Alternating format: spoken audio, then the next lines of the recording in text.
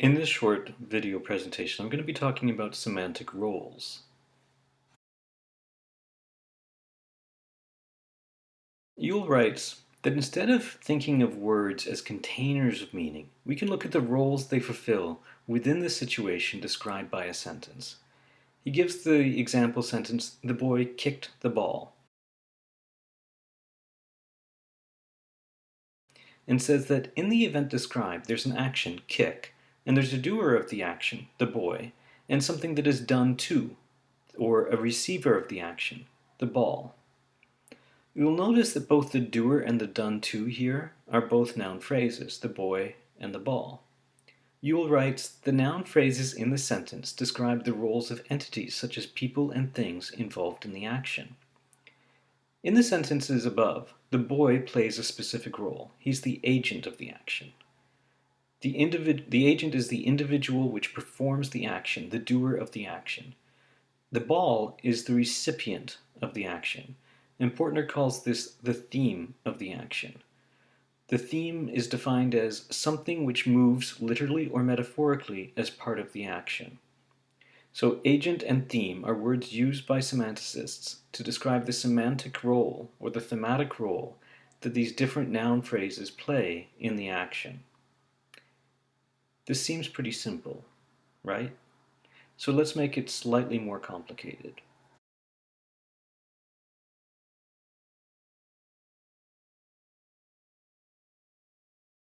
In order to explain what a semantic role is, we need to think about what a predicate is. Portner describes the predicate as, in simple English sentences, the verb phrase, which typically contains a verb as well as possibly adjectives, nouns, or prepositional phrases. So you remember what a verb phrase is. In most sentences, the verb phrase is the predicate.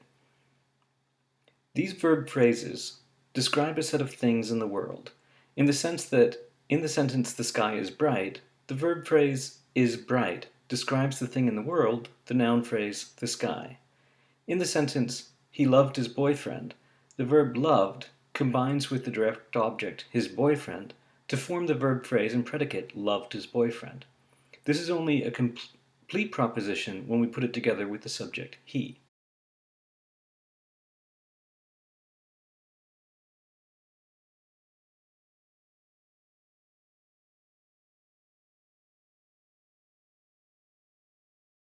Arguments. Arguments are elements that are needed to complete the meaning of a predicate. In the first example above, the sky is bright, the sky is the only argument. In the second example, he loved his boyfriend, both he and his boyfriend are arguments. And that's determined by the type of verb it is.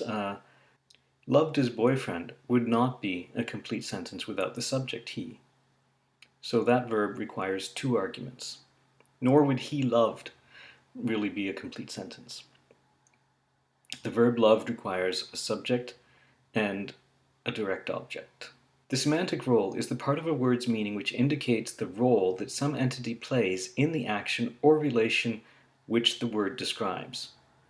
So semantic roles or thematic roles describe the relationship between the subject or other arguments and the verb. Let me say that one more time.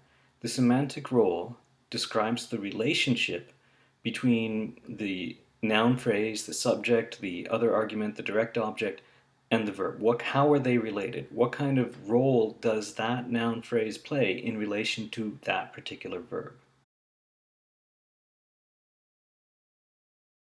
We've mentioned two semantic roles. I've mentioned two semantic roles so far, agent and theme.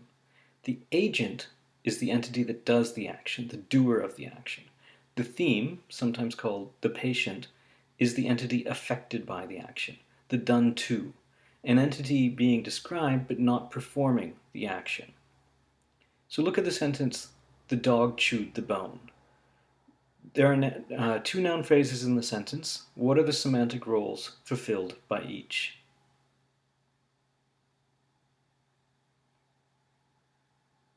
The dog is the agent of the sentence. The bone is the theme or patient of the sentence.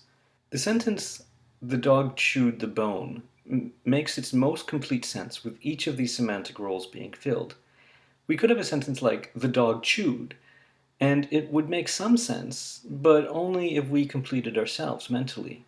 The verb phrase, chewed the bone, doesn't make sense on its own either. It requires an agent of that action. So the dog chewed the bone is the most complete because chewed is a verb that would require two arguments.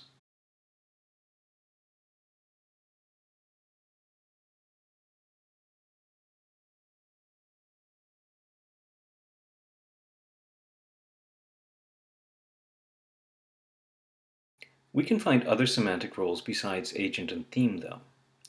In the sentence, the dog chewed the bone, we have two noun phrases fulfilling each of the arguments required of the verb chewed, required by the verb chewed. What if the sentence were, the dog chewed the bone with his old yellow teeth? We would have a third noun phrase. But that phrase, his old yellow teeth, is not the doer of the action, not in the same way that the dog is the doer of the action. So what would be the semantic role of that phrase? What would be the semantic role of that noun phrase? What would be the semantic role of his old yellow teeth? Or, if we had the sentence, Pauline heard the dog chewing the bone, we now have three noun phrases. Pauline isn't doing anything to the bone. Hearing and chewing are different kinds of actions. Still, should we refer to Pauline as the agent? There are two other semantic roles that could better explain what the role played by the noun phrases Pauline and his old yellow teeth in the sentences mean. These are the instrument and the experiencer. So the instrument is an entity used to perform an action, the tool, the done with. In this case, his old yellow teeth would be the instrument. An experiencer is an entity that has a feeling or senses something or experiences something. Pause for a second and try to assign semantic roles to the noun phrases in the sentence below.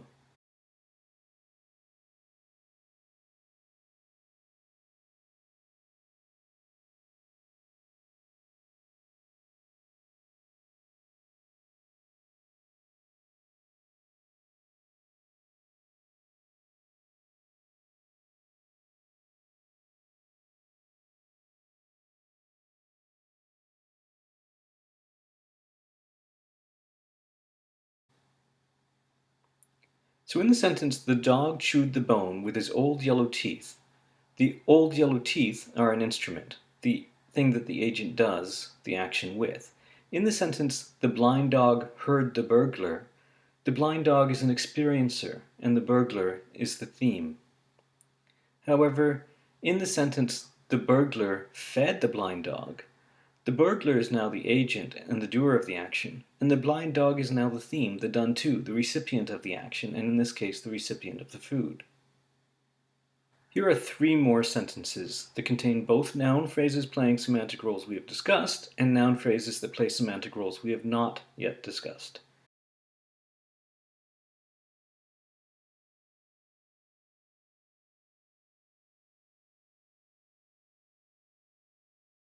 Are the same roles played by the dog and the burglar in these sentences?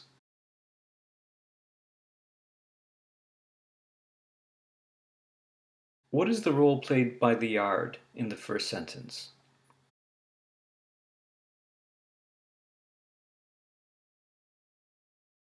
Does the yard play the same semantic role in the third?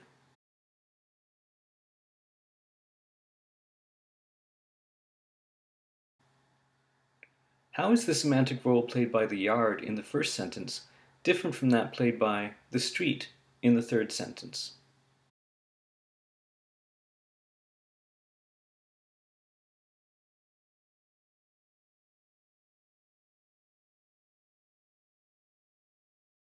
So, here are three more semantic roles: location, source, and goal.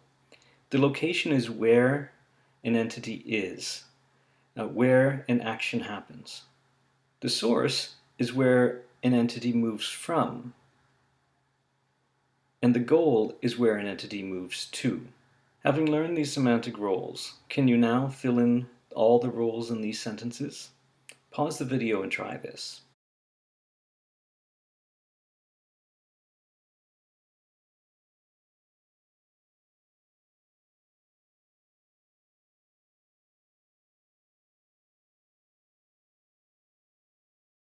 In the sentence, the dog chased the burglar from the yard, the dog is the agent and the burglar is the theme.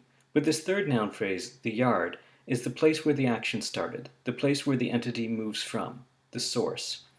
In the second sentence, the dog chased the burglar into the street, the first two semantic roles stay the same, but the third noun phrase, the street, is the place where an entity moves to, the goal.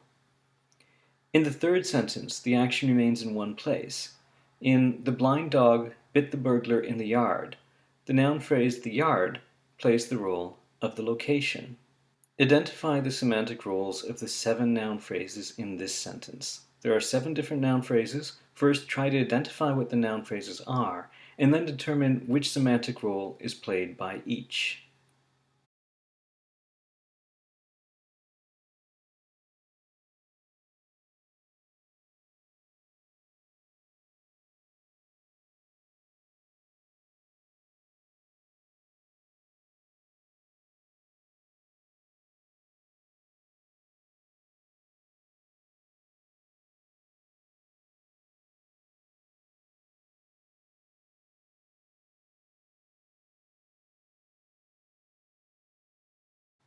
No, I won't give you the answers to this one.